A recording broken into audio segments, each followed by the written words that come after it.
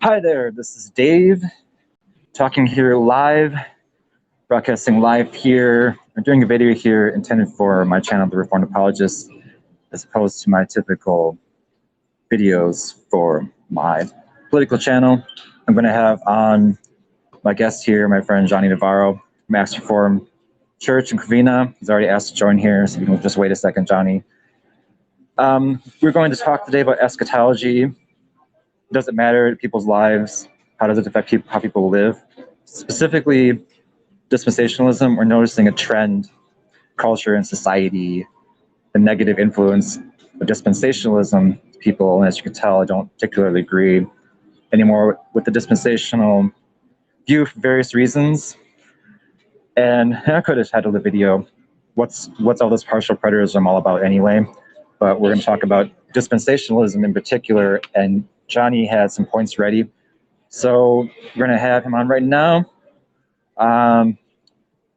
Welcome to the show, Johnny. Morning. Am I coming through loud and clear? Yeah. I'm actually using my iPad to hopefully everything will be good. Okay, so today I know you want to talk about dispensationalism a lot and get really deep into it. And we might break the video up into more than one or make a series out of it. So, but the idea is here started with the way that dispensationalism is harmful. And it's sort of hard to accept it for people that hold to it. And a lot of people are hoping for a rapture. You want me to put rapture in the title, the rapture in the title. But you can just start with whatever interests you about the topic right now. Okay, so basically what I'm saying is that what you have is a doctrine that's very, very popular among Christians. There's a lot of people that if you ask the average person, do you believe in the rapture, especially in America, the answer will definitely be yes. What are the consequences of having that eschatology? Now, for people that don't know what the word eschatology means, it simply means the doctrine of last things.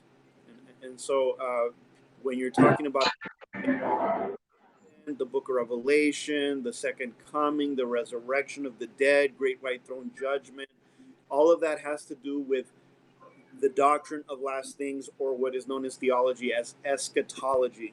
Eschatos means last, and logi is the study of, so the study of last things. So what are the consequences of having this idea that the time is coming when Jesus is going to come in the clouds, he's going to take the truth from the earth, and this is supposed to usher in a new era which is ruled by the Antichrist, and just things are going to get worse and worse and worse until you get through the second coming. We don't have to discuss premillennialism for this video, but just to explain what this causes in the minds of a lot of dispensationalists is a mentality of withdrawal. Like, why even get involved in the world given that the rapture is right around the corner? Now, that doesn't mean that all dispensationalists are this way, but it does mean that many of them do have this mentality. I was raised dispensational.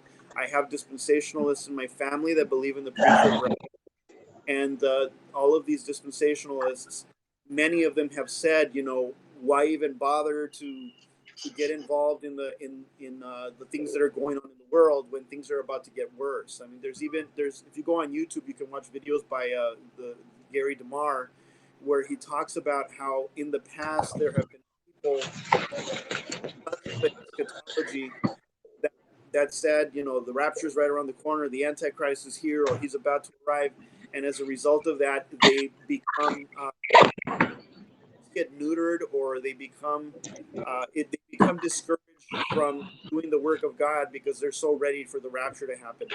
I think that for Christian stewardship in the church. I'm hearing just a little bit of clipping on my end, so whatever you can do to make it a clear signal. Maybe it's just my connection and how it's coming through. We'll see later what the problem really is, I guess. But okay, yeah. I don't know if it proves everything. Turn off the fan. Okay. Okay, so yeah, anything you can say to bring it to practical reality as to what that's really doing to people's viewpoint. But if you want to just start on the points, the first one being Israel and the church. Well, yes, the whole issue here is that we need to understand where the doctrine comes from. Mhm. There was apparently a young girl who had a dream, and the dream basically said that the church would be taken from the earth. Mhm. And variously interpreted, but the gist of it is that that's John Nelson Darby developed the idea that God had two groups of people, namely the nation of Israel and the church. And the idea is that God with Abraham, Isaac, Jacob, have Israel with Moses and everything. Then God had made certain promises to the nation of Israel. Jesus ministry, he is rejected by the Jewish people, and so Jesus creates this new institution, which from the nation of Israel known as the church. So this is supposed to be a parentheses, second group of people. Then once God finishes dealing with the second group of people known as the church, Mhm. the rapture. You might want to repeat what you just said at the end. Okay. So basically, the idea that there is a pre-trib, mid-trib, pre-wrath, partial rapture doctrines are all based upon this distinction that God, once he finishes with the church, he turns his attention back to the nation of Israel. That is the foundation of where this doctrine of the rapture and dispensationalism comes from. That's where it begins. Mhm. So you're basically saying that when the rapture happens, theologically speaking, that's the end of the church age, and we begin now the redemption of the Jews, Israel, in their viewpoint, dispensationalism. That's And correct. then, Because that those are the promises God made to Israel. so in dispensationalism, if you're one of the people left behind from the rapture, like that one Kirk Cameron's movie series Left Behind, Yeah. I guess you know what happens to them. What do you think? Well, I would assume that they become either part of Israel. I actually don't know how dispensationalists understand conversion during the this period post rapture period, which takes us into the 70th week of Daniel. So I do believe that they think that there are conversions, but I don't know. I can't from there. Mm-hmm. You want to get into the 70th week of Daniel? Into the what? The 70th week of Daniel. Yeah, but first, there's something about the first point that I wanted to also add Yeah. that and this is something that you reminded me of before too, which is that there's other parts of theology incorporated here into the eschatology that the view of Israel and the church touches upon that. Our covenant theology, etc., it's all incorporated. Yeah, this is a very, very, very important point because when you're looking at the doctrine of the of God's people, the word church, which is an English word, the Greek word that is used in the New Testament is the word ecclesia, and that term was used in the Jewish translation of the Hebrew into Greek, known as the Septuagint or the LXX. The word ecclesia was used to refer to the people of Israel in the Old Testament. If you look in Acts chapter 7, when you see Stephen right before he gets martyred, he starts talking about the people of Israel in the desert, and he refers to them as the ecclesia. What the difference is between Old Covenant ecclesia and New Covenant ecclesia or church is that in the New Covenant we are now ushering in the Gentiles. This was what was unique. It wasn't just a conversion of a Gentile into becoming who are embracing Christ, both or Gentile, slave free, male, female, all of those things, they're all one in Christ, and they didn't have to become ethnic Jews or covenantal Jews. They didn't have to circumcise. This is what Paul's talking about in Galatians and Romans. This was what the Council of Jerusalem was in Acts chapter 15. So from a biblical perspective, and historically, this has always been the view of Christianity. Whether Mhm. you're going to the church fathers, whether you're talking about the Protestant Reform, Roman Catholic, Orthodox Church, the Coptic Church, we've all always believed that God only has one covenant people, and that covenant people can be referred to as the church or the ecclesia, or they can be referred to as the true Israel of God.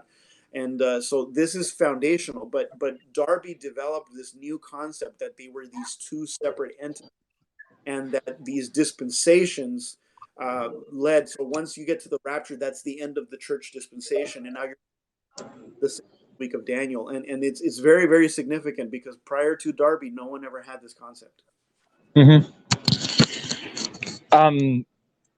This is just a point I'm not clear. Do you think, like, this first point, Israel and the church, whether separate or not, does that influence, you think, people's evangelism? Because if there's a future redemption of Israel, we more or less leave the Jews alone and say, well, you guys have your future redemption. We're getting raptured. So, I mean, my understanding is that they're redeemed in Jesus, basically. Well, yes, Or, that's true. I believe that I've read that John Hagee believes there. Well, I won't speak for him specifically, but I have heard that there are some Christians who believe that because Israel are God's covenant people, that they're already saved. This flies in the face of Romans chapter 10, where Paul speaks about the Jews. He said, they have great zeal. I love them so much," and he's basically expressing his desire that they would come to faith. He's praying for their salvation. So why would Paul be praying for the salvation of a group of people that are already saved? It's clear in Paul's mind that that the whole idea that the true Jew is one who is one inwardly. This is in the book of Romans chapter 2, and he talks about how it is by faith in Jesus Christ that you are a child of Abraham. This is in Galatians chapter 3. So these ideas, these themes, that it is not, the whole idea that being a physical descendant of Abraham means nothing. If you look at Paul's argument against the Judaizers in Galatians and the Romans, his point is that you are a child of Abraham and you are saved by grace through faith. It is not through your ethnicity, and it is not through your observance of law. right. Okay. With that, I think we can go to point 2, the 70th week. The 70th week of Daniel as being a future 7-year period. And this is Daniel 9, I'm pretty sure. Daniel chapter 9. When he talks about the 70 weeks of years. So partial preterists understand the 70 weeks as being continuous. Correct me if I'm wrong. And there's no like gap theory in there where we separate out the last or the 70th week from the other 69 weeks, but for the sake of our dispensational theology. So, what do you want to add to that? Well, the whole idea is that the 70th week of Daniel, the idea that there's a gap between the 69th week and the 70th week, is a uniquely dispensational perspective. At least if there's anyone else out there that holds to a gap between the 69th and 70th week, I'm not aware of anyone other than a dispensationalist who would hold this view. Now, specifically, what we have to understand is the temple specifically. The temple is erected around the 10th century BC, and it is actually destroyed by the Babylonians in the 6th century BC, in about 586, 587 BC. At this particular stage, it is at that point when the prophecy in Jeremiah 5, verse 12, where he talks about how the Babylonians would rule for 70 years as the major world empire. The Babylonians are conquered in 539 BC. Now, the significance of this is that Daniel is living through this period, as is Ezekiel. And so they're looking at the fact that Israel as a nation, the kingdom, Judah, all of that, they ceased to exist in 586, 587 BC, when the first temple is destroyed. That they don't have the Ark of the Covenant. And so this 70-year period that was prophesied in the book of Jeremiah is gone. So then you get to Daniel chapter 9. The temple has been destroyed. And so you have an angel appear to Daniel, and says, let me go back here. This is in verse 24.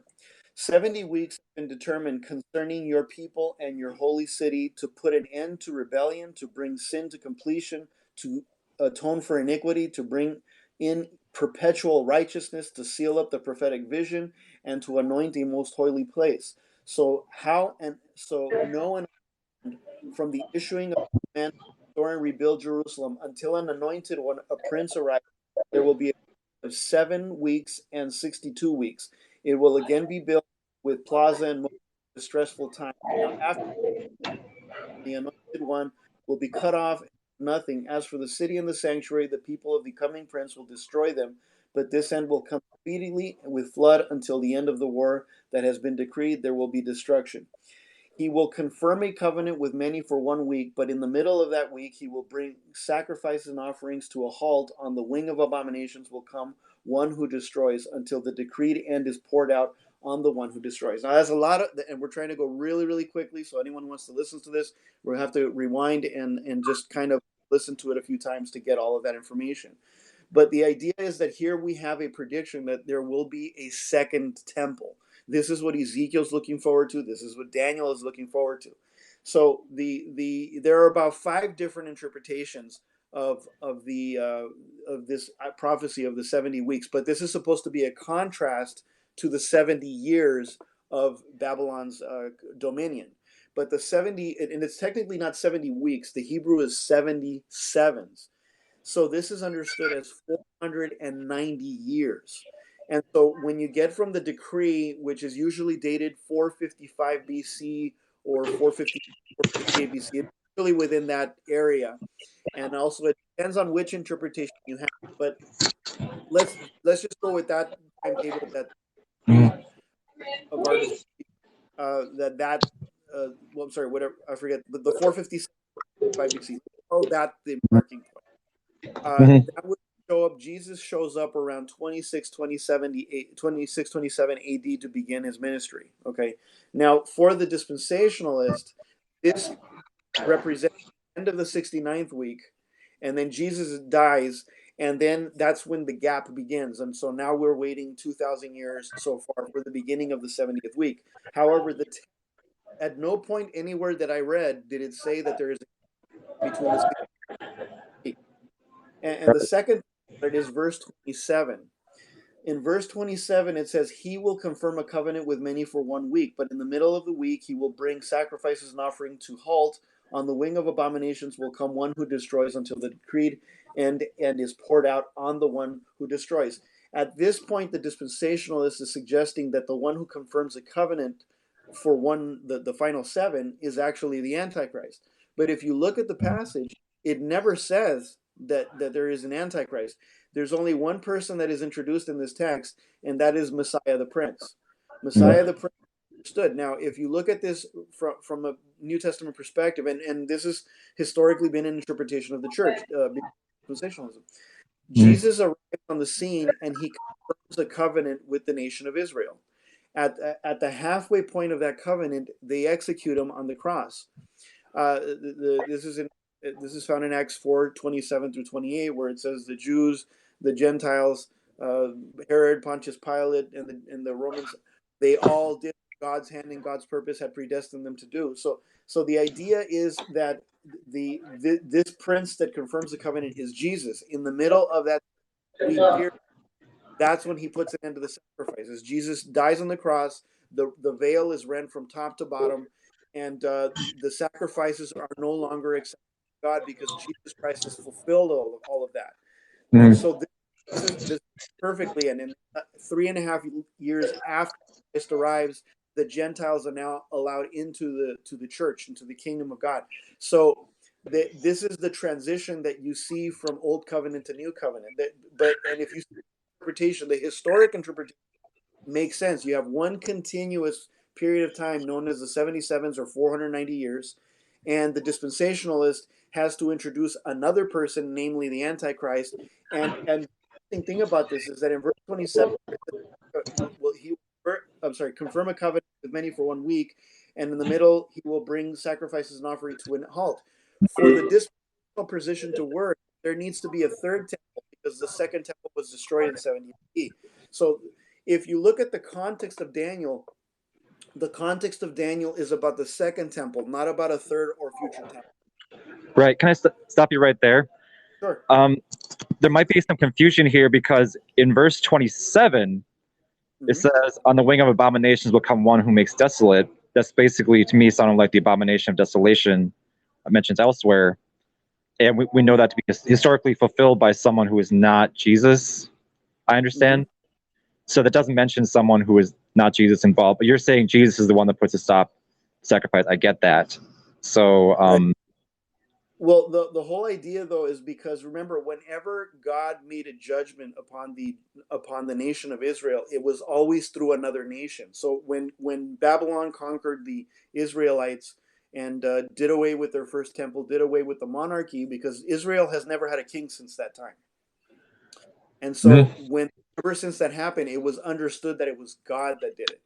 Everywhere you find the Old Testament, for example, God said that God made a doomsday prophecy against Babylon in Isaiah chapter 13. But we know historically that they were conquered by the Persians. You see? So we know that every single act. So when it says he will bring offers to it, but on the wing of abominations will come one who destroys until the decree to end is performed. This is all the work of God as a judgment. And so this, of course, has a connection to the Olivet Discourse in Matthew 24, Mark 13, and Luke 21. We don't have to get into the details of that in this video, but what I'm saying is that the attention is not to a third or future temple, but to the second temple, which indicates that the dispensational view and how they are building their doctrine of the rapture is based on a misreading of the book of Daniel. And there, unless you have questions about that. No.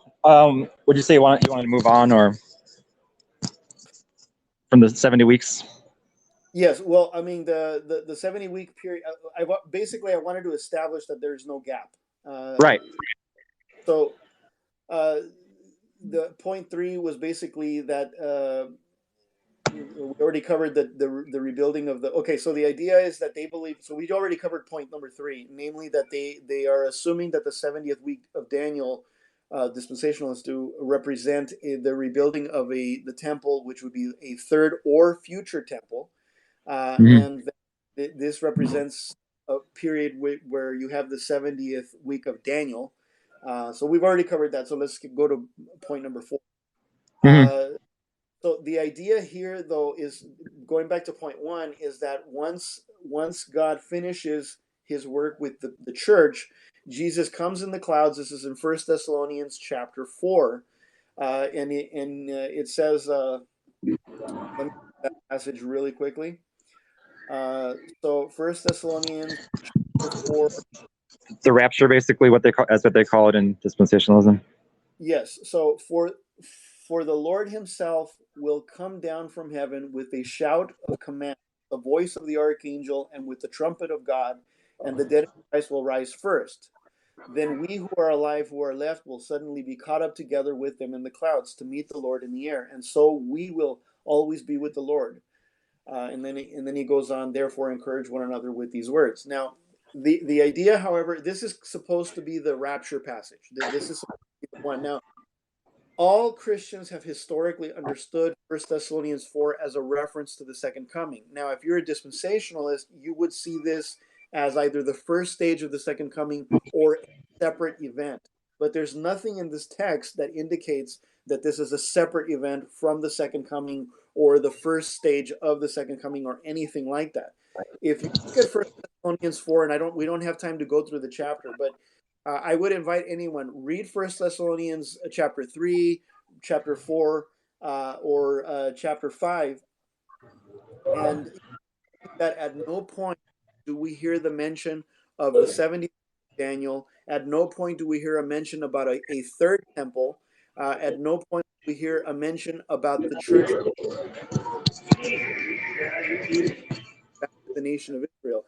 So this is simply a description of the second coming of Jesus Christ when he resurrects the dead. This is where we have the great white throne judgment.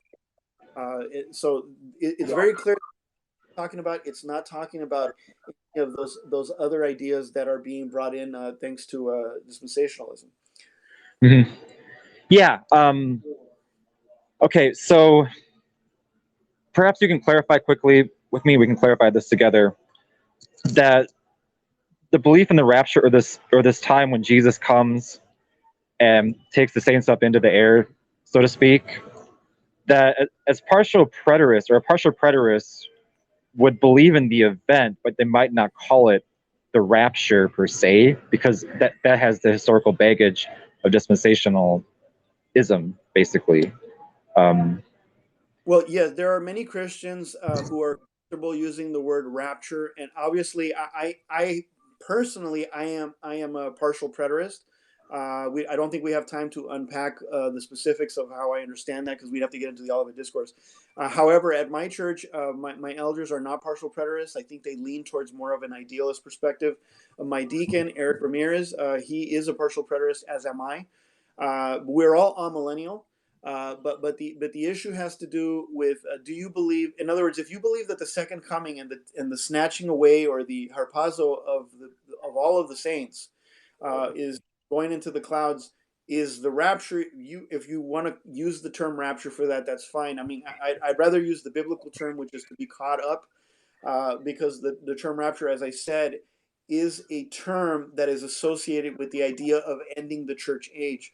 Whereas I don't accept this dichotomy of the nation of Israel, and then you have the age of the church, which is a second group, which is a parentheses, and then the rapture comes in, removes the church, and then God goes back to the first group, which is the nation of Israel. I don't find that to be a biblical concept, and so that's where I go with. But regarding 1 Thessalonians 4, though, the idea, though, is that it talks about Christ coming in the clouds, and then it's using this language, and you can find various commentaries by Christian scholars, R.C. Sproul, the late R.C. Sproul, and others that explain that in the ancient world, when the Roman emperor would actually go out to battle, and when he would return victorious to Rome, they would send an emissary out of the gate. They would send an emissary to Rome to let them know that the emperor was about to arrive.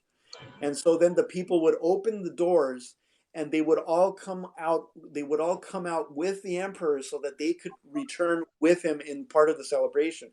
And so the idea is that in the second coming, Paul is using the language of the victory of the emperor. In this case, the ruler is God, Jesus.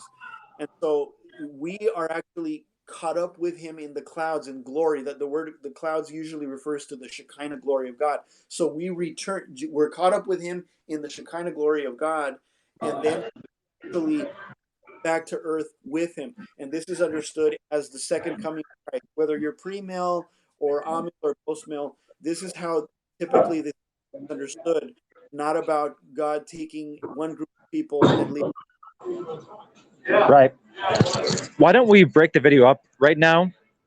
I can stop and come back on with a new start broadcast, and we can start number 5, Mark of the Beast, basically. Sure. And then wrap everything up together. Well, may I just give the social media just for the listeners? Oh, yeah, I forgot to do. Yeah, go ahead. Okay, so my name's Johnny. I'm just a member of Acts Reformed Church. I actually run much of the social media with and our website is actsreformedchurch.org. You can follow us on Twitter, Periscope, or Parler, and Instagram with at Acts 1689, at ACTS 1689. And you can find our YouTube channel is Acts Reformed Church, ACTS, and 100 videos, sermons, etc. on YouTube. Okay, I'll put it in the description box too when I put it on YouTube. But yeah, everyone can follow me on Twitter as well. Like I said, David at Black99. We'll be right back after we go off and come back on again. Take a break and come back on. Thanks, Johnny. Thank you for coming on. Thank you.